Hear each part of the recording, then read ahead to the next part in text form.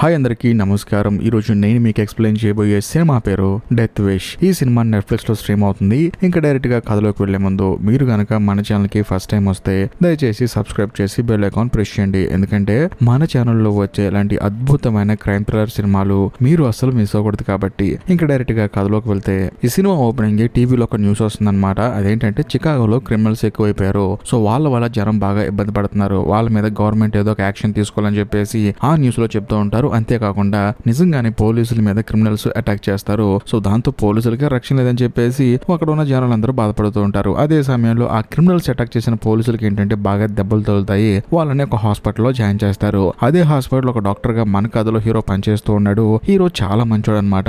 తానేంటంటే ఆ police officer treatment ఇస్తున్న process లో ఆయన చనిపోతాడు. ఇక్కడ ఇంకో హైలైట్ విషయం ఏంటంటే ఆ పోలీస్ ఆఫీసర్ ని కాల్చి చంపేసిన క్రిమినల్ కూడా అదే హాస్పిటల్లో జాయిన్ అవుతాడు.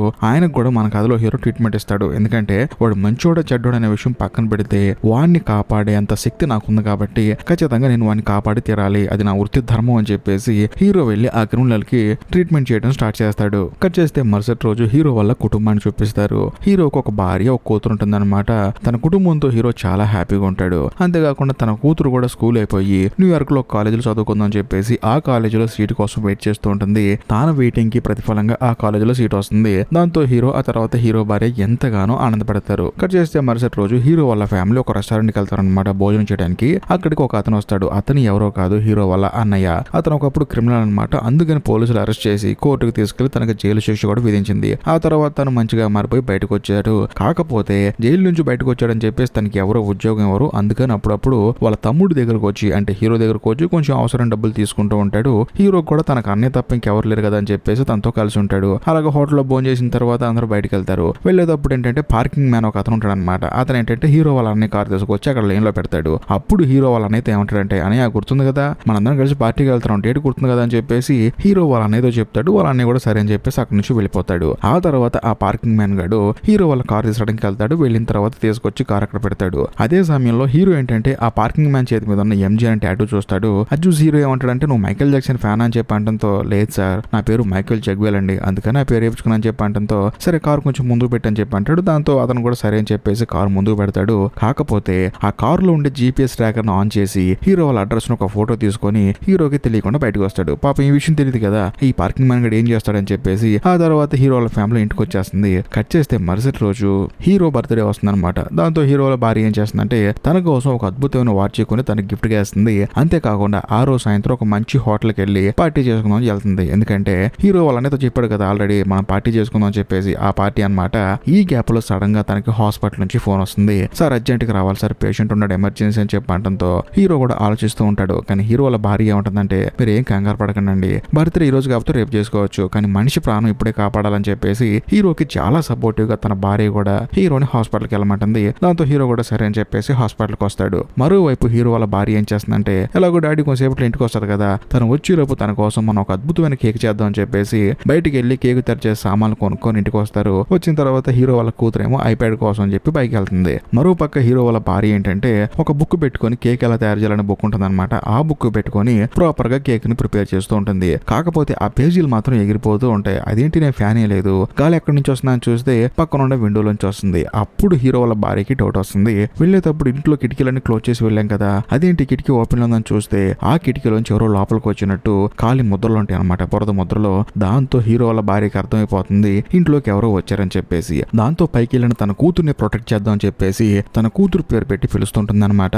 కానీ పైన ఆల్రెడీ ఒక క్రిమినల్ గాడు హీరో వాళ్ళ కూతుర్ని పట్టేసుకుంటాడు. ఇక్కడ ఇంకో హైలైట్ ఏంటంటే ఇంకో ఇద్దరు కిందకు వచ్చేసి హీరో వాళ్ళ భార్యని పట్టేసుకుంటారు. సో ఓవరాల్ గా ముగ్గురు క్రిమినల్స్ వాళ్ళ ఇంట్లోకి వచ్చారనమాట. సో వచ్చిన క్రిమినల్స్ ఏం చేస్తారంటే హీరో వాళ్ళ భార్యని ఏమడుగుతారంటే, ఈ ఇంట్లో ఉన్న డబ్బు బంగారం మొత్తం మాకు ఇచ్చే, మిమ్మల్ని ఏమి చేయమని చెప్పి అంటంతో ఆవిడ కూడా సరే ఇస్తానని చెప్పేసి అంటుంది. ఒక క్రిమినల్ గాడు ఆవిడ తీసుకుని పైకి వెళ్తాడు. అదే సమయంలో హీరో వాళ్ళ కూతురు దగ్గర ఇద్దరు క్రిమినల్స్ ఉంటారు. సో అందులో ఒకడేంటంటే ఈ అమ్మాయి కాలు చేతులు కట్టడానికి నేను ఒక తాడు తీసుకొస్తానని చెప్పేసి మనోడు వెళ్తాడు. కానీ హీరో వాళ్ళ కూతురు దగ్గర ఉన్నాడు మాత్రం హీరో వాళ్ళ కూతుర్ని కొంచెం అబ్యూస్ చేస్తూ ఉంటాడు అనమాట. అదే సమయంలో ఆ తాడు దాడానికి వెళ్ళినాడు వచ్చేసి, ఎరా మనం ఇక్కడికి ఎందుకు వచ్చావు, నువ్వు ఏం చేస్తున్నావు, వచ్చిన పని చూడరని చెప్పేసి వాడితో గొడవ పడుతూ ఉంటాడు. మరోవైపు హీరో వాళ్ళ భార్యను తీసుకుని పైకి వెళ్ళాడు కదా ఒక క్రిమినల్, వాడేంటంటే ఒక లాకర్ ఓపెన్ చేపిస్తాడు. అందులో ఉన్న డబ్బులు బంగారం మొత్తం తీసుకుంటాడు. కానీ హీరో వాళ్ళ భార్య ఏమంటుందంటే, డబ్బులు బంగారం తీసుకున్నారు కదా, మమ్మల్ని వదిలేసి వెళ్ళిపోండి అని చెప్పి అంటంతో సరే అని చెప్పేసి మనోడు కిందకు వస్తాడు. బట్ ఈ గ్యాప్ లో మన కథలో హీరో వాళ్ళ కూతురుతో ఇద్దరున్నారు కదా క్రిమినల్స్, వాళ్ళిద్దరు ఏంటంటే గొడవ పడుతూ ఉంటారు. కరెక్ట్ గా అదే సమయంలో హీరో వాళ్ళ కూతురు ఏం చేస్తుందంటే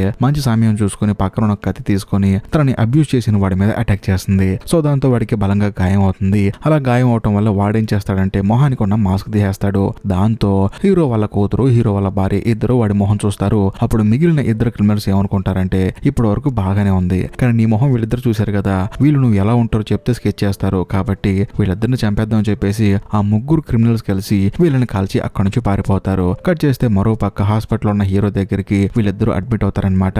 వాళ్ళిద్దరిని చూసిన తర్వాత హీరోకి మైండ్ బ్లాక్ అయిపోతుంది. అది కూడా తన భార్య అక్కడే చనిపోయిందనమాట. దాంతో చేసేదేం లేక అక్కడే కూర్చొని ఏడుస్తూ ఉంటాడు. కాకపోతే తన కూతురు మాత్రం తనని కాల్చారు, తను చనిపోలేదు కానీ తను కోమలోకి వెళ్ళింది. తన కూతురు పరిస్థితి, తన భార్య చనిపోవడం ఇవి చూసి హీరో ఎంతగానో బాధపడతాడు. ఎందుకంటే ఇప్పుడే వస్తానని చెప్పేసి వచ్చాడు కదా, కానీ వచ్చి ఇంటికి వెళ్ళే లోపు ఇలా వాళ్ళిద్దరే హాస్పిటల్కి వచ్చారని చెప్పేసి హీరో ఎంతగానో బాధపడుతూ ఉంటాడు. కరెక్ట్ గా అదే సమయానికి పోలీసులు హీరో దగ్గరకు వస్తారు. వచ్చిన తర్వాత ముగ్గురు మాస్క్ వేసుకున్న దొంగలు మీ ఇంట్లోకి ఎంటర్ అయ్యారంట. చుట్టుపక్కల వాళ్ళని అడిగితే చెప్పారు. అంతేకాకుండా మీ ఇంట్లో డబ్బు బంగారం వార్చులు అన్ని పోయాయంట కదా అని చెప్పి అనడంతో హీరో కూడా అవును అంటాడు. కాకపోతే హీరోకి ఏంటంటే ఆ ముగ్గురు క్రిమినల్స్ ని వాళ్ళు పట్టుకుంటారని నమ్మకం అయితే లేదు. ఎందుకంటే చికాగోలో క్రిమినల్స్ నుంచి పోలీసులకి రక్షణ లేదు, ఇక మామూలు మనుషులకి ఉంటుంది. అంతేకాకుండా రీసెంట్ గా ఇలాగే 12 జరిగినాయి అనమాట క్రైమ్స్. సో వాటిలో నిందితులనే పోలీసులు పట్టుకోలేదు, ఇప్పుడు వీళ్ళనే పట్టుకుంటారని చెప్పేసి హీరో తన భార్య గురించి బతికున్న తన కూతురు గురించి ఆలోచిస్తూ ఉంటాడు. కట్ చేస్తే మరుసటి రోజు తన భార్యకి అంత్యక్రియలు చేస్తాడు. ఆ తర్వాత తన మామి కారెక్కి వెళ్తూ ఉంటాడు అనమాట వాళ్ళ ఇంటికి. అలా వెళ్లేటప్పుడు వాళ్ళ మామి వాళ్ళ ఇంటి దగ్గర దొంగలు పడతారు. వాళ్ళని చూసిన తర్వాత హీరో వాళ్ళ మామి ఏం చేస్తారంటే తన దగ్గర ఉన్న గన్ను తీసుకుని వాళ్ళ మీద అటాక్ చేస్తాడు. కానీ హీరో ఏమంటాడంటే ఇదంతా ఎందుకు, పోలీసులు చెప్పొచ్చు కదా అని చెప్పి అనడంతో హీరో వాళ్ళ మామి ఏమంటాడంటే చూడు, మనం పోలీసులు చెప్పి వాళ్ళు వచ్చేంత వరకు ఇల్లు ఉండరు, వీళ్ళు మన దగ్గరకు వచ్చారంటే మనం అటాక్ చేయాలి, ఈసారి వాళ్ళు రాకుండా ఉంటారు, కాబట్టి ఇదే మార్గం, మనకి ఏదైనా సమస్య వస్తే మనమే తీర్చుకోవాలి, దాంట్లో పోలీసులు ఇన్వాల్వ్ చేసి వాళ్ళు ఏదో చేస్తారని చెప్పి వాళ్ళ కోసం మనం వెయిట్ చేసి ఇవన్నీ టైం వేస్ట్ పనులు అని చెప్పి అనడంతో హీరో మనసులో కూడా ఒక ఆలోచన మెదులుతుంది. అలాగే రోజులు గడిచే కొంత హీరో బాగా డిప్రెషన్ లోకి వెళ్ళిపోతాడు. ఎందుకంటే తన భార్య చనిపోయింది, కూతురేమో కోమలోకి వెళ్ళిపోయింది. ఇంకా ముఖ్యంగా పోలీసులు అసలు ఒక్క ఇంచు కూడా కేసును ముందుకు తీసుకెళ్లలేదు. దాంతో హీరో బాగా డిప్రెస్ అయిపోతాడు. అలా ఒక రోజు నడుచుకుంటూ వెళ్ళి డైరెక్ట్ గా పోలీస్ స్టేషన్ అడుగుతాడు, సార్ కేసులో ఏదైనా క్లూ దొరికిందని చెప్పేసి. వాళ్ళేమో ఏమీ దొరకలేదని చెప్పేసి అంటారు. దాంతో హీరో ఒక రోజు బాధగా నైట్ నడుచుకుంటూ వస్తున్నప్పుడు తనకేంటంటే ఎదురుగా ఒక ఇద్దరు రౌడీలు వచ్చేసి ఒక అమ్మాయిని ఏడిపిస్తూ ఉంటారు. దాంతో హీరో కోపం వచ్చేసి రే ఎవర్రా మీరు అని చెప్పేసి పెద్దగా అరుస్తాడు. సో దాంతో ఆ ఇద్దరు క్రిమినల్స్ ఏంటంటే ఆ అమ్మాయిని వదిలేసి హీరో దగ్గరకు వస్తాడు. వచ్చేసి ఎరా నువ్వేనా పెద్ద హీరో అని చెప్పేసి హీరోని రీచ్ అవుతారు. హీరో కూడా దగ్గరికి వెళ్తాడు. కాకపోతే ఆ క్రిమినల్స్ ఇద్దరు హీరోని కొట్టి అక్కడి నుంచి వెళ్ళిపోతాడు. ఆ తర్వాత హీరో చేసేది ఏం లేక ఇంటికి వస్తాడు. బట్ వచ్చిన తర్వాత ఒక నిర్ణయం తీసుకుంటాడు. ఇలాగా ఎంతమంది అమ్మాయిలు వాళ్ళు ఇబ్బంది పడుతున్నారు, ఇలా క్రిమినల్స్ ఎంతమంది ఉన్నారని చెప్పేసి ప్రాపర్ గా లిస్ట్ తీసుకుంటాడు. చూస్తే చాలా ఉంటుంది అనమాట. ఆ తర్వాత ఇలాంటి వాళ్ళందరినీ చంపాతులు పడాలని చెప్పేసి మనకు ఒక గన్ కావాలని చెప్పి ఆలోచించుకుంటున్నప్పుడు సడన్ గా టీవీలో ఒక యాడ్ వస్తుంది. ఆ యాడ్ లో ఒక అమ్మాయి చెప్తుంది అనమాట, మా దగ్గర రకరకాల గన్నులు ఉన్నాయని చెప్పేసి ఒక టేబుల్ యాడ్ చూపిస్తుంది. ఒక టేబుల్ బటన్ ప్రెస్ చేస్తే కింద నుంచి గన్ వస్తుంది. ఆ గన్ను చూసి బాగా హీరో ఇన్స్పైర్ అయిపోయి అలాంటి గన్ను ఒకటి కొందామని చెప్పేసి షాప్ కి వెళ్తాడు. వెళ్ళిన తర్వాత ఆ అమ్మాయి రకరకాల గన్నులు చూపిస్తూ ఉంటుంది. ఏ గన్ను కావాలన్నా సరే మీకు లైసెన్స్ ఇమీడియట్ గా వచ్చేస్తుందని చెప్పేసి ఆ అమ్మాయి అన్ని చెప్తూ ఉంటుంది. కాకపోతే ఆ షాప్ లో సీసీ కెమెరా ఉంటుంది అనమాట. సో ఇప్పుడు మనం గన్ను కొన్న తర్వాత లైసెన్స్ వచ్చిన తర్వాత మనం ఏమన్నా కాలిస్తే మనకు వాళ్ళు సమాధానం చెప్పాలి కదా. సో ఇప్పుడు సీసీ కెమెరాలో రికార్డ్ అయితే ఖచ్చితంగా నేను గన్ను కొన్న విషయం అందరికి తెలుస్తుందని చెప్పేసి ప్రాపర్ గా రేట్లు కనుక్కొని హీరో అక్కడ నుంచి బయటకు వచ్చేస్తాడు. కట్ చేస్తే మరుసటి రోజు హీరో హాస్పిటల్లో ఉన్నప్పుడు ఒక క్రిమినల్ కి బాగా గాయాలయ్యి హాస్పిటల్లో జాయిన్ అవుతాడు. ఇక్కడ ఇంకో హైలైట్ విషయం ఏంటంటే తన దగ్గర ఒక గన్ను ఉంటుంది.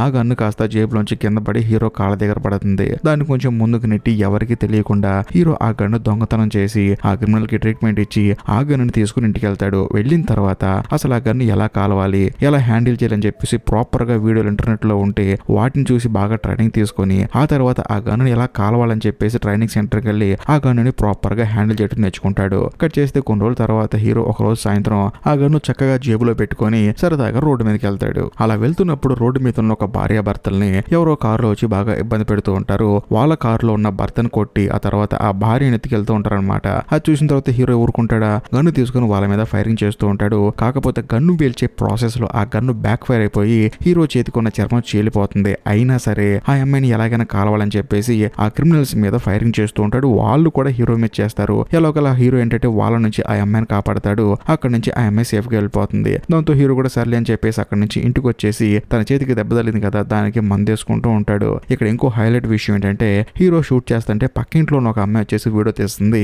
ఆ వీడియోని అక్కడికి వచ్చిన పోలీసులకి ఇస్తుంది. ఆ వీడియో చూసిన పోలీసులు ఈడెవడని చెప్పి చెప్పి చూస్తూ ఉంటారు కానీ అందులో మన కథలో హీరో ఫేస్ మాత్రం కనిపించదు. కానీ వాళ్ళు ఏమనుకుంటారంటే ఈ హుడీ మ్యాన్ గాడు మామూలుగా లేడని చెప్పేసి అనుకుంటూ ఉంటారు. ఆ విషయం కాస్త సోషల్ మీడియాకి వెళ్ళిపోయి అది కాస్త సోషల్ మీడియాలో ట్రెండింగ్ అయిపోతుంటుంది. మన కథలో హీరో మాత్రం ప్రాపర్ గా మందు వేసుకుని పడుకుంటాడు. కట్ చేస్తే మరుసటి రోజు ఉదయాన్నే చూస్తే సోషల్ మీడియా మొత్తం హుడీ మ్యాన్ అని చెప్పేసి హీరో చేసిన పనికి అందరూ అప్రిషియేట్ చేస్తూ ఉంటారు. అలాంటి వాళ్ళు మన సమాజానికి కావాలని చెప్పేసి అందరూ హీరోకి సపోర్ట్ చేస్తూ ఉంటారు. దాంతో హీరో కూడా ఎంతగానో ఆనందపడతాడు. కట్ చేస్తే మరుసటి రోజు హీరో వాళ్ళ హాస్పిటల్లోకి ఒక చిన్న పిల్లాడు ట్రీట్మెంట్ కోసం వస్తాడు. వచ్చిన తర్వాత బాబు ఏంటి నీ ప్రాబ్లం చెప్పి అడిగితే ఆ పిల్లాడు ఏమంటాడంటే మా ఇంటి దగ్గర ఐస్ క్రీమ్ మ్యాన్ ఒకడు ఉన్నాడు. వాడేంటంటే చిన్నపిల్లలను యూజ్ చేసుకుని అందరి చేత మత్తు పదార్థాలు అమ్మిస్తూ ఉన్నాడు. దాంతో నాకు కోపం వచ్చి వాడిని నేను కొంచెం ఎదిరించి మాట్లాడాను. దాంతో వాడు నన్ను పిచ్చగొట్టుడు కొట్టాడు. అందుకని హాస్పిటల్కి వచ్చాను. నాకు హాస్పిటల్ నుంచి బయటికి వెళ్ళాలంటే భయంగా ఉంది. ఎందుకంటే ఐస్ క్రీమ్ మ్యాన్ కూడా నన్ను చంపేస్తాడని చెప్పడంతో హీరో ఏమంటాడంటే నువ్వేం కంగారు పడకని చెప్పి అంటాడు. ఆ తర్వాత ఆ పిల్లాడి ఫామ్ చూస్తాడనమాట. అందులో ఆ పిల్లాడి ఇంటి అడ్రస్ ఉంటుంది. దాంతో హీరో ఏం చేస్తాడంటే ఆ హుడీ వేసుకుని ఆ ఇంటి అడ్రస్ దగ్గరికి వెళ్ళి చూస్తే బయట ఐస్ క్రీమ్ మ్యాన్ అని చెప్పి ఒకడు కూర్చుంటాడు అనమాట. వాడి దగ్గరికి వెళ్ళి ఎరా చిన్నపిల్లలతో చేపించాల్సిన పనులు రావు అని చెప్పేసి వాడిని గాడిని తీసుకొని హీరో అక్కడే కాల్చి చంపేస్తాడు. ఆ తర్వాత అక్కడ నుంచి వెళ్ళిపోతాడు. సో వెళ్ళిపోయిన తర్వాత యాసిడీస్ గా పోలీసులు వస్తారు. ప్రాపర్ గా ఎంక్వైరీ చేసి చూస్తే హుడీ వేసుకున్న ఒక అతను వచ్చాడు. లెఫ్ట్ హ్యాండ్ తో గన్ను కాల్చాడని చెప్పేసి అంటారు. దాంతో ఈ పోలీసులకు అర్థమైపోతుంది హుడీ మ్యాన్ ఇక్కడికి వచ్చాడని చెప్పేసి. అంతేకాకుండా హీరో ఇంటికి వెళ్ళిన తర్వాత ఇంక ఇంటర్నెట్ గురించి చెప్పాల్సిన అవసరం లేదు కదా, హీరోని పొగడతలతో ముంచవతలు పడేస్తారు. కట్ చేస్తే మరుసటి రోజు హీరో పనిచేస్తున్న హాస్పిటల్ కి ఇంకో పేషెంట్ వస్తాడు. ఇక్కడ అదిరిపోయే కొన్ని టెస్టులు రివ్యూల్ అవుతాయి అనమాట. హీరో ఏంటంటే పేషెంట్ ఎవరు వచ్చారని చెప్పి దగ్గరికి వెళ్ళి చూస్తే అక్కడికి వచ్చింది ఎవరో కాదు ఆ పార్కింగ్ మ్యాన్ అనమాట. వాడిని చూసిన తర్వాత హీరో గుర్తుపట్టి అయ్యో ఈ కుర్రోడు నాకు తెలుసు అని చెప్పేసి హడావుడిగా తనకి ట్రీట్మెంట్ ఇస్తూ ఉంటాడు. అలా ఇచ్చేటప్పుడు వాడి చేతుకున్న వాచ్ని చూసి హీరో షాక్ అయిపోతాడు. ఎందుకంటే హీరో వాళ్ళ ఇంట్లో దొంగలు పడ్డప్పుడు ఆ దొంగల లాకర్లో ఉన్న డబ్బులు బంగారం అని దొంగతనం చేశారు కదా, అందులో 2 వాచీలు ఉంటాయి. ఆ 2 వాచీల్లో ఒక వాచి ఇప్పుడు పార్కింగ్ మ్యాన్ గారి చేతికి పెట్టుకున్నాడు. సో దాంతో హీరోకి మైండ్ బ్లాక్ అయిపోతుంది. అసలు వీడిని అడుగుదామని చెప్పి చూస్తేనే వీడేమో చచ్చిపోతాడు. ఎందుకంటే ట్రీట్మెంట్ ఇచ్చే గ్యాప్ లోనే చచ్చిపోతాడు. దాంతో హీరోకి ఏం చేయాలో అర్థం కాక వీడి దగ్గర ఉన్న సామాన్లు ఏదో ఒకటి మనకు ప్రూఫ్లు ఉంటాయని చెప్పేసి వీడిని అంబులెన్స్ లో తెస్తారు. ఆ అంబులెన్స్ లోకి వెళ్ళి చూస్తే వీడి ఫోన్ అంబులెన్స్ లో ఉంటుంది. ఆ ఫోన్ తీసుకొచ్చి వీడి ఫింగర్ ప్రింట్ పెట్టి ఓపెన్ చేసి చూస్తే అందులో మనోడికి భయంకరమైన నిజం ఒకటి తెలుస్తుంది. అదేంటంటే కార్ పార్కింగ్ లోంచి బయటకు తీసుకొచ్చేటప్పుడు హీరో ఇంటి అడ్రస్ ఫోటో తీసుకున్నాడు కదా మనోడు ఫోన్ లో, ఆ ఫోటో కనిపిస్తుంది. అప్పుడు హీరోకి అర్థమయ్యే విషయం ఏంటంటే ఈ ముగ్గురు దొంగలకి ఇన్ఫర్మేషన్ ఇచ్చింది వీడే. వీడు ఇన్ఫర్మేషన్ ఇచ్చిన తర్వాతే ఆ ముగ్గురు దొంగలు తన ఇంటికి వచ్చారని చెప్పేసి హీరోకి ప్రాపర్ గా అర్థం అవుతుంది. కానీ హీరోకి అర్థం అవని విషయం ఏంటంటే తన దగ్గర 2 వార్చీలు ఉన్నాయి. ఆ 2 వార్చీలు దొంగతనం చేశారు. అందులో ఒక వార్చీ మాత్రం వీడి దగ్గర ఉంది. కానీ ఇంకో వార్చీ ఎక్కడుందని చెప్పేసి హీరో ఏం చేస్తారంటే ఆ పార్కింగ్ మ్యాన్ గారి ఫోన్ చెక్ చేసినప్పుడు దానికి ఒక మెసేజ్ వస్తుంది, ఒక లింక్ ఉంటుంది అనమాట.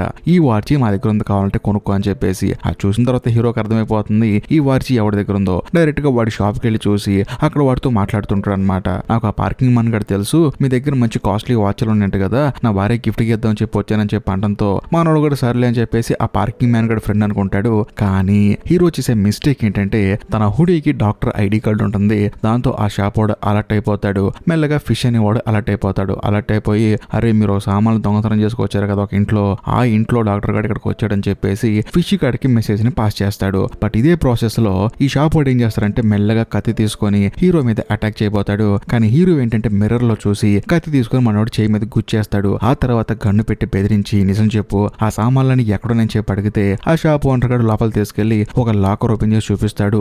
అందులో హీరో వాళ్ళ ఇంట్లో పోయిన ప్రతి ఒక్క సామాన్ అక్కడ ఉంటుందన్నమాట. అదే సమయంలో హీరో ఏమంటాడంటే నా సామాన్లన్నీ దొంగతనం చేసింది నువ్వు కాదు, ఎవరో ముగ్గురు దొంగతనం చేసి నీకు తీసుకొచ్చి చంపారు, నాకు అర్థం అవుతుంది. ఆ ముగ్గురు ఎవరో చెప్పని చెప్పి అడుగుతున్నప్పుడు మనోడు మాత్రం అస్సలు చెప్పడు. అదే సమయంలో కరెక్ట్ గా బయట ఆ ఫిష్ అనేవాడు ఎంట్రీ ఇస్తాడనమాట. వాడిని హీరో ఏం చేస్తాడంటే సీసీ కెమెరాలో చూస్తూ ఉంటాడు. వాడు మెల్లగా లోపలికి వస్తుంటే సడన్ గా వాడిని కాల్చాడనమాట. దాంతో ఆ ఫిష్ అనేవాడు కాలుస్తూ ఉంటాడు. అలా కాల్చేటప్పుడు హీరో ఏం చేస్తాడంటే ఈ షాప్ ఓనర్ గారిని అడ్డు పెట్టుకుంటాడు. దాంతో ఆ బుల్లెట్లు కాస్త ఈ షాప్ ఓనర్ తగిలి ఆడి చచ్చిపోతాడు. ఆ తర్వాత మన కథలో హీరో ఈ ఫిష్ అనే వాడిని సీసీ కెమెరాలో చూసి మెల్లగా అటాక్ చేస్తాడు. అటాక్ చేసి తన దగ్గరికి వెళ్తాడు. వెళ్ళిన తర్వాత నిజం చెప్పు నీతో పాటు దొంగతనానికి వచ్చిన ఆ ఇద్దరు ఎవరో చెప్పని చెప్పంటంతో అప్పుడు ఈ ఫిష్ అనేవాడు నిజం చెప్తాడు. చూడండి నేను దొంగతనం చేశాను కరెక్టే, కానీ నీ భార్య నీ కూతురు చనిపోవడానికి కారణం నేను కాదు. మా ముగ్గురు దొంగల్లో 2వ దొంగ ఒకడు ఉన్నాడు. వాడు మీ అమ్మాయిని బాగా అబ్యూస్ చేశాడు. అలా చేయటం వల్లే ఆ కోపంలో అలా జరిగిపోయింది, తప్పు నాది కాదని చెప్పేసి అంటూ ఉంటాడు. హీరో ఏమంటాడంటే వాళ్ళ గురించి డీటెయిల్స్ నాకు కావాలని చెప్పి అడుగుతూ ఉంటాడు. దాంతో ఆ ఫిష్ అనేవాడు కూడా సార్ నా దగ్గర ఉన్న సెల్ ఫోన్ లో వాళ్ళకి సంబంధించిన డీటెయిల్స్ ఉన్నాయి, మీరేం కంగారు పడద్దు అని చెప్పేసి సెల్ ఫోన్ హీరోకి ఇస్తా అంటాడు. దాంతో హీరో కూడా సరే అని చెప్పేసి ఆ ఫిష్ గాని నమ్ముతాడు. కానీ వాడు హీరో మీద అటాక్ చేస్తాడు. అలా అటాక్ చేసిన ప్రాసెస్ లో హీరో దగ్గర చాలా సామాన్లు ఉంటాయి అనమాట. అంటే వాళ్ళ ఇంట్లో దొంగతనం జరిగినప్పుడు ఆ సామాన్లను తీసుకొచ్చి అక్కడ దాచిపెట్టారు కదా, అవన్నీ తీసుకుని హీరో దగ్గర పెట్టుకుంటాడు. కాకపోతే ఈ అటాక్ లో మాత్రం తన ఉంగరాన్ని కింద పడేసుకుంటాడు. పాపం దాన్ని చూసుకోడు. మరోవైపు ఆ ఫిష్ గాన్ని హీరో పిచ్చకుట్రు కొట్టి వాడిని అక్కడే చంపేస్తాడు.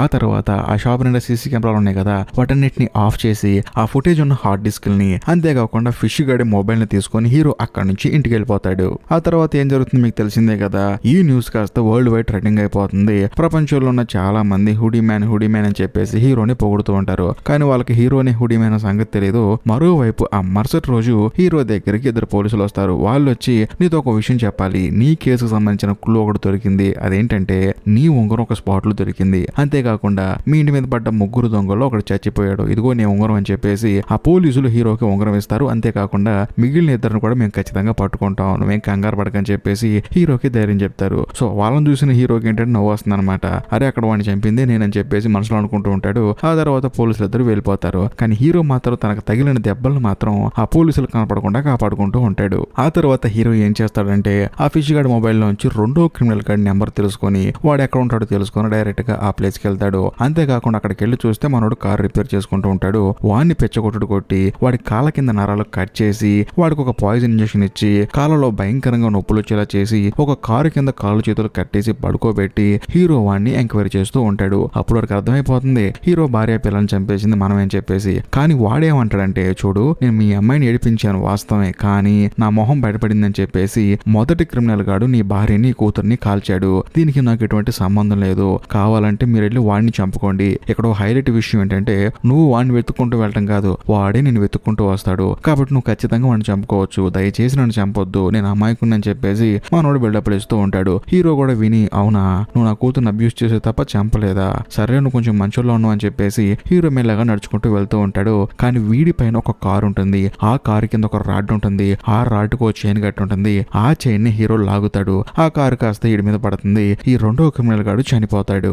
ఆ తర్వాత హీరో కోమాలో ఉన్న తన కూతురు దగ్గరికి వెళ్తాడు. వెళ్ళిన తర్వాత అక్కడ కూర్చొని ఆలోచిస్తూ ఉంటాడు ఈ మొదటి క్రిమినల్ ని ఎలా పట్టుకోవాలని చెప్పేసి. కరెక్ట్ గా అదే సమయానికి వాడే హీరోకి మెసేజ్ చేస్తాడు. అసలు హీరో నెంబర్ వాడికి ఇలా తెలిసిందని డౌట్ మీకు రావచ్చు. బేసికల్ గా హీరో ఏంటి ఈ వాడ్చి అమ్మే వాడి దగ్గరికి వెళ్ళాడు కదా, వాడి దగ్గరికి వెళ్ళిన తర్వాత వాడేం చేశాడు ఈ ఫిష్ కి మెసేజ్ చేశాడు. ఇలాగ హాస్పిటల్లో డాక్టర్ గారు వచ్చాడు, వాళ్ళ ఫ్యామిలీ మీరు చంపేశారు కదా అని చెప్పేసి ఆల్రెడీ మెసేజ్ చేశాడు. ఆ ఫిష్ గాడు ఏంటంటే ఆ షాప్ కు వచ్చే లోపు ముందుగానే ఈ మొదటి క్రిమినల్ కి మెసేజ్ చేశాడు, వాడికి మన గురించి తెలిసిపోయిందని చెప్పేసి. అందుకని ఆ మొదటి క్రిమినల్ గాడు ఏం చేశాడంటే వీళ్ళిద్దరు చనిపోయిన తర్వాత ఖచ్చితంగా వాడు నా దగ్గరికి వస్తాడని చెప్పేసి ముందుగానే హీరోకి మెసేజ్ చేశాడు. ఇప్పుడు ఏంటి నువ్వు నన్ను కలవాలి అంతే కదా, మన ఇద్దరం కూర్చొని మాట్లాడుకుందాం అని చెప్పేసి ఒక బార్ కి రమ్మంటాడు. దాంతో హీరో ఏం చేస్తాడు రమ్మన్న చోటుకి వెళ్ళాలి కదా, అందుకని చక్కగా హుడీ వేసుకొని ఆ బార్ కి వెళ్తాడు. కాకపోతే ఇక్కడ ఒక హైలైట్ విషయం ఏంటంటే హీరోకి ఆ మొదటి క్రిమినల్ ఎవడో తెలియదు, కానీ ఆ క్రిమినల్ గాడికి హీరో ఎవరో తెలుసు. అంతేకాకుండా హీరో ఏంటంటే క్రిమినల్ కోసం వెతుకుతున్నప్పుడు ఆ క్రిమినల్ గాడు హీరోకి మెసేజ్ చేస్తాడు వాష్రూమ్ లోకి రా అని చెప్పేసి. దాంతో హీరో కూడా సరే అని చెప్పేసి వాష్రూమ్ లోకి వెళ్తాడు. వెళ్ళిన వెంటనే ఆ క్రిమినల్ గాడు హీరో మీద ఫైరింగ్ చేస్తాడు. ఆల్రెడీ హీరో భుజానికి ఒక బుల్లెట్ తగులుతుంది. దాంతో హీరో ఏం చేస్తాడంటే తాను కూడా ఫైరింగ్ చేస్తే అక్కడ ఉన్న వాళ్ళకి బుల్లెట్ తగులుతుందని చెప్పేసి పైన ఉన్న పవర్ సర్క్యూట్ ని కాల్స్తాడు. దాంతో అక్కడంతా పవర్ ఆఫ్ అయిపోతుంది. ఆ తర్వాత ఆ చీకట్లో అక్కడ నుంచి తప్పించుకొని పారిపోతాడు. కాకపోతే ఈ విషయం తెలుసుకున్న పోలీసులు ఏంటంటే హుడీ మ్యాన్ కి భుజానికి గాయమైంది, బుల్లెట్ దిగింది, కాబట్టి మనోడు ఏదో ఒక హాస్పిటల్లో జాయిన్ అవుతాడు. కాబట్టి అన్ని హాస్పిటల్ గ్యాదర్ అవ్వండి, అన్ని హాస్పిటల్లో ఇప్పుడు ఎవడైతే జాయిన్ అవుతాడో భుజానికి గాయమయ్యి వాడే హుడీ మ్యాన్ అని చెప్పేసి పోలీసులందరూ ఇన్ఫర్మేషన్ ఇస్తాడు. మరోవైపు ఆ బార్ నుంచి ఒక అతను వచ్చేసి నేను హుడీ మ్యాన్ చూశానని చెప్పేసి పోలీసులకు ఇన్ఫర్మేషన్ ఇస్తాడు. పోలీసులు ఎవర్రా బాబీడు అని చెప్పి వెళ్ళి చూస్తే ఆ ఇన్ఫర్మేషన్ ఇస్తాంది ఎవడో కాదు హీరోని కాల్చిన ఆ మొదటి క్రిమినల్ గాడు. వాడేంటంటే అమాయకుల్లాగా వెళ్ళి పోలీసులు చెప్తాడనమాట ఇలాగా హుడీ మ్యాన్ వేషం వేసుకొని అందరిని చంపుతుంది ఆ హీరోనే, హాస్పిటల్ డాక్టర్ గా పనిచేసే హీరో అని చెప్పేసి ఆ క్రిమినల్ గాడు పోలీసులు చెప్తాడు. మరోవైపు మన కథలో హీరో ఏమో ఒక్కడే తనకు తాను ట్రీట్మెంట్ ఇచ్చుకుంటూ ఉంటాడు. ఎందుకంటే ఎంతో మందికి ట్రీట్మెంట్ ఇచ్చుకున్నాడు. అలాంటిది మన కథలో హీరో తనకు తాను ట్రీట్మెంట్ ఇచ్చుకోలేడా, అలాగే తనకు తాను ట్రీట్మెంట్ ఇచ్చుకుంటాడు. మరోవైపు మన కథలో హీరో వాళ్ళ అన్నయ్య ఏంటంటే డైరెక్ట్ గా హీరో వాళ్ళ ఇంటికి వస్తాడు. ఎందుకంటే ఎప్పటి నుంచో ఫోన్ చేస్తున్నాడు, మెసేజ్ చేస్తున్నాడు, కానీ రిప్లై అవ్వట్లేదు. అసలు ఏమైంది తిరిగి అని చెప్పేసి హీరో వాళ్ళని డైరెక్ట్ గా ఇంటికి వస్తాడు. వచ్చి చూస్తే ఎవరు ఉండరు. అంతేకాకుండా బేస్మెంట్ కి వెళ్తాడు. బేస్మెంట్ కి వెళ్ళి చూస్తే గన్నులు, బుల్లెట్లు, హీరో వేసుకునే హుడీ అని చెప్పేసి అన్ని ఉంటాయి. అప్పుడు హీరో వాళ్ళ అన్నయ్యకి అర్థం అవుతుంది క్రిమినల్స్ అందరినీ చంపుతుంది ఎవడో కాదు తన తమ్ముడే అని చెప్పేసి. అదే సమయానికి హీరో అక్కడికి ఎంట్రీ ఇస్తాడు. వచ్చిన తర్వాత హీరోని పట్టుకొని వాళ్ళనే తిడతాడు. నీకేమైనా పిచ్చి పట్టిందా, ఇలాంటివి ఎందుకు చేస్తున్నారా, నిన్ను నమ్ముకున్న హాస్పిటల్లో నీ కూతురు కోమలో ఉంది, రేపొద్దున నీకేదన్నా అయితే అసలు నీ కూతురు పరిస్థితి ఏంటి, ఆ అమ్మాయి జీవితానికి ఎవరు బాధ్యత అని చెప్పి అనడంతో హీరో కోపం వచ్చేసి నేనేదో అమాయకులను చంపినట్టు మాట్లాడుతున్నావు, సిటీలో ఉన్న చాలా మంది మంది క్రిమినల్స్ ని చంపవతలు పడేస్తున్నాను. ఎందుకంటే నా భార్యలాగా ఎవరు చనిపోకూడదు, నా కూతురులాగా ఎవరు కోమలోకి వెళ్ళకూడదు, అందుకని నీ బాధ్యత తీసుకుని చెప్పడంతో వాళ్ళ అన్నయ్య కూడా సైలెంట్ అయిపోతాడు. మరోవైపు పోలీసులకి ఈ హుడీ మ్యాన్ ఎవరో తెలిసిపోయింది కదా, దాంతో డైరెక్ట్ గా వాళ్ళు హీరో వాళ్ళ ఇంటికి వస్తారు. కానీ హీరోకి మాత్రం పోలీసులకి తన గురించి తెలిసిందన్న విషయం తెలియదు అనమాట. బయట పోలీసులు హారన్ మోవడంతో మనోడు బయటకు వెళ్దానంటాడు. కానీ హీరో వాళ్ళ అన్నయ్యకి ఏంటంటే భయం అనమాట. ఎక్కడ తన తమ్ముడిని పోలీసులు అరెస్ట్ చేస్తారని చెప్పేసి, నువ్వు ఆగ్రా నేను మాట్లాడతానని చెప్పేసి తాను బయటకు వెళ్తాడు. వెళ్ళిన తర్వాత హీరో ఉన్నాడా అని చెప్పేసి పోలీసులు అడుగుతారు. కానీ హీరో వాళ్ళ అన్నయ్య ఏమంటాడంటే, ఇప్పుడు టైం ఎంత అండి, 2 అయింది, 2 వచ్చి మా తమ్ముడు కావాలంటున్నారు, ఏమైందని నేను చెప్పి అడిగితే, ఏం లేదండి చిన్న ఫార్మాలిటీ క్వశ్చన్లు కొన్ని అడగాలి, ఎక్కడ ఉన్నాడని చెప్పి అడిగితే ఆయన ఏమంటాడంటే హాస్పిటల్లో ఉన్నాడు, వెళ్ళనని చెప్పి అవద్దని చెప్తాడు. దాంతో పోలీసులు కూడా సరే అని చెప్పేసి హాస్పిటల్కి వెళ్తారు. మరోవైపు మన కథలో హీరోకు ఫోన్ కాల్ వస్తుంది. అది కూడా తాను పనిచేసే హాస్పిటల్ నుంచి. ఇంకా ముఖ్యంగా ఇన్ని రోజులు కోమాలో ఉన్న తన కూతురు కోమాల నుంచి బయటకు వచ్చిందని, అంతేకాకుండా ఇప్పుడు చాలా హెల్తీగా ఉందని, వెంటనే వచ్చి హాస్పిటల్ నుంచి మీ అమ్మాయిని డిశ్చార్జ్ చేసి తీసుకెళ్ళని చెప్పేసి ఆ డాక్టర్లు హీరోకి ఇన్ఫార్మ్ చేస్తాడు. సో దాంతో హీరో కూడా సరే అని చెప్పేసి హాస్పిటల్కి వెళ్ళి తన కూతురుని మీట్ అవుతాడు. మీట్ అయిన తర్వాత ఆ అమ్మాయిని తీసుకుని ఇంటికి వెళ్ళిపోతూ ఉంటాడు. అలా వెళ్ళేటప్పుడు వీళ్ళు ఏంటంటే లిఫ్ట్ ఎక్కుతారనమాట. అదే లిఫ్ట్ లో ఆ క్రిమినల్ గాడు కూడా వస్తాడు. కాకపోతే హీరోకి తెలియదు కదా వాడు క్రిమినల్ అని. వాడేమో హీరోని చూసి నవ్వుకుంటూ ఉంటాడు. ఆ తర్వాత హీరో తన కూతురుని తీసుకొచ్చి ఇంట్లో పెడతాడు. బట్ హీరోకు డౌట్ వస్తుంది, ఒకవేళ ఆ క్రిమినల్ గాడు మళ్ళీ తన కూతురు మీద అటాక్ చేస్తాడు అని చెప్పేసి తన కూతురు బాధ్యత తన అన్నకు అప్పచెప్పి నువ్వు జాగ్రత్తగా చూసుకొని చెప్పేసి హీరో ఇప్పుడు గన్నులు అమ్మే షాప్ దగ్గరకు వస్తాడు. వచ్చిన తర్వాత ఫస్ట్ గన్ను కొనలేదు కదా, కానీ ఇప్పుడు మాత్రం నాకు గన్ను కావాలని చెప్పేసి ఒక గన్ను ఆర్డర్ ఇచ్చి ఒక గన్ను కొనుక్కుంటాడు. ఆ తర్వాత ఇంటికి వచ్చి తన కూతురికి తోడుగా ఉన్న వాళ్ళని ఇంటికి వెళ్ళిపోరా అని చెప్పి అంటాడు. దాంతో మనోడు కూడా ఇంటికి వెళ్ళిపోతాడు. అదే సమయంలో హీరో ఆ తర్వాత హీరో కూతురు ఇద్దరు ఇంట్లో ఉంటారు. హీరోకి తెలుసు ఖచ్చితంగా ఆ క్రిమినల్ గాడు ఇంటికి వస్తాడని చెప్పేసి. దాంతో తాను ఏమంటాడంటే, చూడమ్మా ఇంతకు ముందు ఇంట్లో నేను లేను, కానీ ఇప్పుడు నేనున్నాను, నువ్వు వెళ్ళి మెట్లు కింద ఉన్న కబోర్డ్ లో దాక్కు అని చెప్పేసి తన కూతుర్ని ఆ కబోర్డ్ లో దాచిపెడతాడు. అదే సమయానికి ఆ క్రిమినల్ గాడు కూడా వస్తాడు. వచ్చిన తర్వాత వాడితో పాటు ఇంకో ఇద్దరు వస్తారనమాట. వాళ్ళు ఏంటంటే సడన్ గా హీరో వాళ్ళ ఇంట్లోకి వచ్చేస్తారు. దాంతో హీరో గన్ను తీసుకుని ఆ ఇద్దరిని కాల్చి అవతల పడేస్తాడు. కాకపోతే హీరో రియలైజ్ అయిపోయే లోపే ఆ క్రిమినల్ గాడు వచ్చేసి హీరో షోల్డర్ మీద కాలుస్తాడు. దాంతో హీరో వెళ్ళి ఒక సోఫాలో పడతాడు. బట్ హీరో కింద పడిన తర్వాత ఆ సౌండ్ విన్న హీరో కూతురు ఏం చేస్తుందంటే డాడీ అని చెప్పేసి పెద్దగా అరుస్తుంది. అదే సమయంలో ఆ క్రిమినల్ గాడు ఏం చేస్తారంటే, నిన్ను కాదురా ఫస్ట్ నీ కూతురుని చంపేస్తానని చెప్పేసి తన దగ్గరికి వెళ్తూ ఉంటాడు. ఈ గ్యాప్ లో హీరో ఏం చేస్తారంటే ఒక టేబుల్ ని తంతాడు. దాని కింద నుంచి గన్ వస్తుంది. ఇదే టేబుల్ ని హీరో ఏంటంటే ఫస్ట్ గన్ను కొందాం అనుకున్నప్పుడు యాడ్ లో చూస్తాడనమాట. ఆ గన్నుని హీరో ఇప్పుడు కొన్నాడు. ఆ టేబుల్ ని తంతం వల్ల కింద ఒక ర్యాక్ ఓపెన్ అయిపోయి అందులో నుంచి గన్ వస్తుంది. ఆ గన్ను తీసుకొని ఆ క్రిమినల్ గాడిని హీరో పిచ్చి కుక్కను కాల్చినట్టు కాల్చి చంపేస్తాడు. దాంతో వాడు అక్కడే చనిపోతాడు. ఆ తర్వాత హీరో తన కూతురుని కాపాడుకుంటాడు. ఇక తెలిసిందే కదా, అంతా అయిపోయిన తర్వాత పోలీసులు క్యాజువల్ గా వస్తారు. వచ్చిన తర్వాత అన్ని కార్యక్రమాలు ముగించుకొని హీరోని ఎంక్వైరీ చేస్తారు. కానీ హీరో ఏమంటాడంటే, నేను ఈ గన్ను ఒక షాప్ లో కొన్నాను, దానికి లైసెన్స్ కూడా ఉంది, అంతేకాకుండా ఆ క్రిమినల్ గాడు మనుషులతో పాటు వచ్చి నన్ను నా కూతుర్ని చంపాలనుకున్నాడు, అందుకని వాడిని కాల్ చంపేశానంటాడు. ఇంకా ముఖ్యంగా తన ఎడమ చేతికి తగిలిన దెబ్బ, అంటే ఫస్ట్ సినిమా స్టార్టింగ్ లో ఒక అతను కాల్చినప్పుడు చేతి వేలు చీలే కదా ఆ దెబ్బ, ఆ తర్వాత రెండో మర్డర్ చేసినప్పుడు హీరో భుజానికి బుల్లెట్ తగిలింది కదా ఆ దెబ్బ, ఇప్పుడు మళ్ళీ భుజానికి ఒక బుల్లెట్ తగిలింది కదా ఈ దెబ్బ, ఇవన్నీ ఒకే రోజు రాత్రి జరిగిన చెప్పి అంటంతో ఆ పోలీస్ ఆఫీసర్కి ఏం అర్థం కాదు, ఏంటి ఇన్ని తగిలినాయి ఒక్క రాత్రి అని చెప్పేసి తాను ఆశ్చర్యపోతాడు. అంతేకాకుండా మరి తగిలిన తర్వాత కొన్ని మాయమైపోయినాయి కదా, అంటే పుండ్లన్నీ మానిపోయినాయి కదా అని చెప్పేసి ఆ పోలీస్ కి హీరో మీద డౌట్ వస్తుంది. వచ్చినా కూడా ఆ క్రిమినల్ అందరిని చంపింది హీరో అని తెలిసినా కూడా ఆ పోలీస్ ఆఫీసర్ ఏమంటాడంటే, ఏది ఏమైనా సరే నువ్వు ఇప్పటివరకు చంపింది అమాయకుల్ని కాదు, సమాజానికి ఉపయోగపడే వాళ్ళనైతే అస్సలు కాదు, కాబట్టి నేను వదిలేస్తున్నాను, నిజంగానే నీకు దెబ్బలని రాత్రి తగిలి అని చెప్పేసి ఆ పోలీస్ ఆఫీసర్ హీరోకి సపోర్ట్ ఇస్తాడు. ఆ తర్వాత హీరో తన కూతురుని తీసుకెళ్లి న్యూయార్క్ లో తనకి ఏ కాలేజీలో అయితే సీట్ వచ్చిందో ఆ కాలేజీలో జాయిన్ చేసి అలా సరదాగా నడుచుకుంటూ బయటకు వస్తాడు. అదే సమయంలో ఒక క్రిమినల్ గాడు అక్కడ క్యాబ్ లో ఉన్న ఒక సూట్ కేసు ని దొంగతనం చేసి తీసుకెళ్తూ ఉంటాడు. అది చూసిన తర్వాత హీరో ఏం చేస్తారంటే, రే దొంగతనం చేస్తావని చెప్పేసి హీరో చేతిలో గన్ను లేకపోయినా సరే చేతిని గన్నులా పెట్టి ఆ గన్నుతో కాల్చినట్టు మేనరిజం గా చూపిస్తూ ఉంటాడు. ఇంతటితో సినిమా అయిపోతుంది. ఈ సినిమా మెయిన్ నాకు నచ్చడానికి రీజన్ ఏంటంటే, అసలు నెక్స్ట్ ఏం జరిగింది, ఆ క్రిమినల్ ఎలా చంపుతాడని చెప్పేసి ఆ సస్పెన్స్ ఏదైతే ఉందో దాన్ని చాలా అద్భుతంగా మెయింటైన్ చేశారు. ఇంకో ముఖ్యమైన పాయింట్ ఏంటంటే, ఈ సినిమాని తెలుగులో ఏ హీరో చేస్తే బాగుంటుందో తప్పకుండా కామెంట్ చేయండి. నాకైతే ఈ సినిమాని తెలుగులో చిరంజీవి గారు కానీ బాలకృష్ణ గారు కానీ చేస్తే బాగుంటుంది. కొంచెం డిఫరెంట్ గా ఉంటది, వాళ్ళు ఎప్పుడు చేసే సినిమాల కన్నా కొంచెం డిఫరెంట్ గా ఉంటుంది నా అభిప్రాయం. మీకు కూడా ఈ సినిమాని తెలుగులో ఏ హీరో చేస్తే బాగుంటుందో కామెంట్ అయితే చేయండి. ఓవరాల్ గా ఈ వీడియో నచ్చితే లైక్ చేయండి, ఎందుకంటే కొంచెం రీచ్ వస్తుంది. షేర్ చేయండి, ఇంకా రీచ్ వస్తుంది. కుదిరితే కామెంట్ కూడా చేయండి, ఈ సినిమా నచ్చిందో లేదో. నచ్చితే నచ్చిందని చేయండి, నచ్చకపోతే నచ్చలేదని చేయండి. దీనికన్నా కొంచెం బెటర్ సినిమాలు చెప్తూ ఉంటాను. ఓవరాల్ గా ఇప్పటికీ మీరు మన ఛానల్ సబ్స్క్రైబ్ చేసుకోకపోతే దయచేసి సబ్స్క్రైబ్ చేసి బెల్ ఐకాన్ ప్రెస్ చేయండి. బాయ్.